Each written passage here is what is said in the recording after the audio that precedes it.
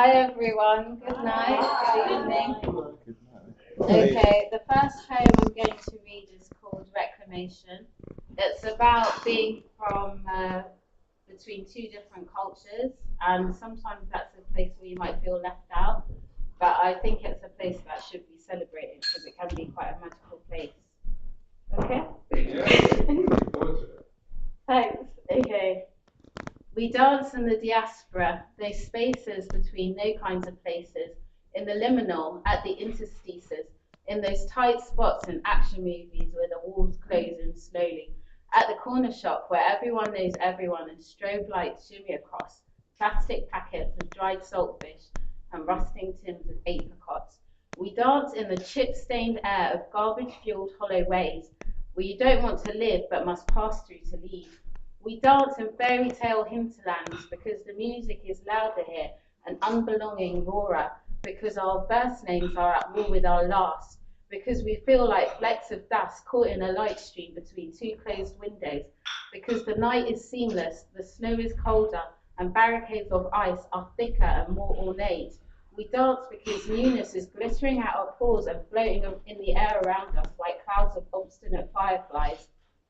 We dance because staccato sounds are stretching our limbs into shapes we've never seen before. We dance because our language is not our own, but magic is dripping from our polyglot tongues and down our chins like the juice of overripe mangoes. That's that one.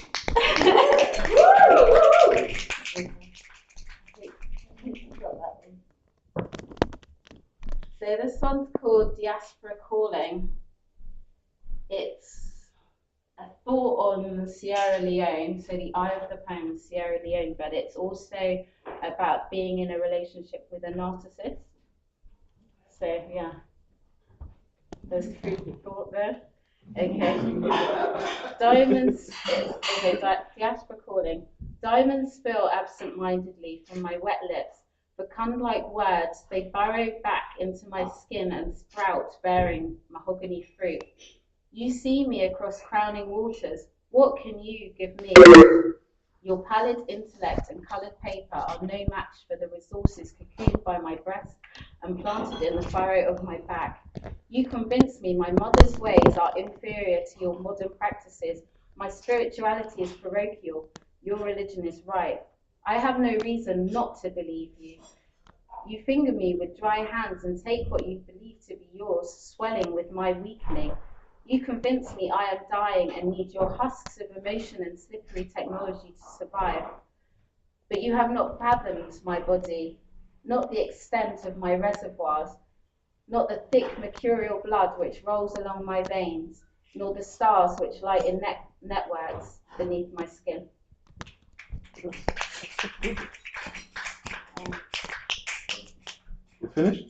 I've just got one more poem. Yeah, that's nice. Go. This one is called Riding in the Dark.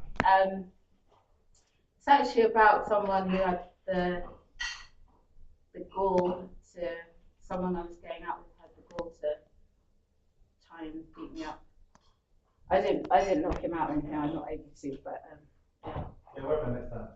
I know, well, or just make better choices. But anyway,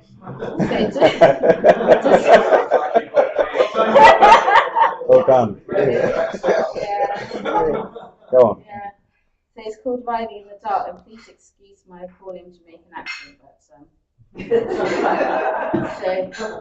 Riding in the Dark. You think so me as a boy, he says. What do you mean? I laugh. You think so me as a boy, he says.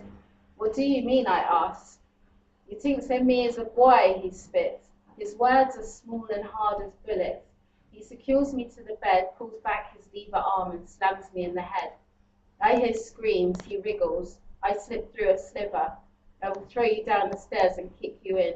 I remember us watching the sun set in the east, the moon hover in the west. I recall indigo black nights, the weight of his body, humidity of his breath, holding his hips as we died through traffic. I didn't think you were like this, someone says. His brows shadow his eyes. I'm barefoot on the balcony. Something has pushed me harder and faster than he can. The courtyard is empty except for one man directly beneath me whose eyes echo mine, flung open, they gape with urgency. Yeah, so I was lucky. I was lucky.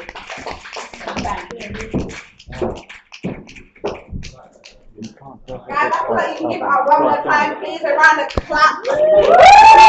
Around the clap. What? Around the click. That's it. Around the click. You're right. No. Too much orange juice. Long day. Okay, alright, cool. Cool. So we have a poet returning back to the stage. Back to the stage We wanted to tonight. bring more fire to the stage. Small fire. Small, yeah. Gradually. Alright, cool. What's his name again? Starts with a K. A K. A K. Okay. Okay. K. Okay.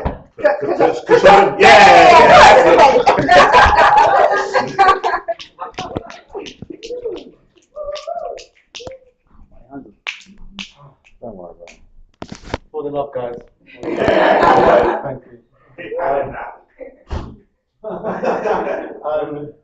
This piece I'll do. In fact, I didn't get to really get. Every time I come up on stage, yeah, I'm always like, I pre-plan what I'm gonna say when I go before I start reciting, and I come up and it's blank. You just go, like, stand up and say. But I always want to like introduce myself. I feel like maybe just the rhymes do that anyway, so it just connects with the words. Okay, I don't have a name for this one as well, but this is another verse. After 2 decades of living in this headspace, I learned to understand the wicked ways are called the rat race. Was designed to keep us focused on the cash chase instead of finding out the hidden treasures in the last place you think to find it. There's nothing like it. You'll be alive and you'll ignite it, so please don't fight it, go ahead and light it. Hence the reason for the cyclical nature of counting paper, feeling safer when they tell you that you've made it major. It's all deception. Believe me, there's a lesson to be learned from every blessing that has turned into the lust for money.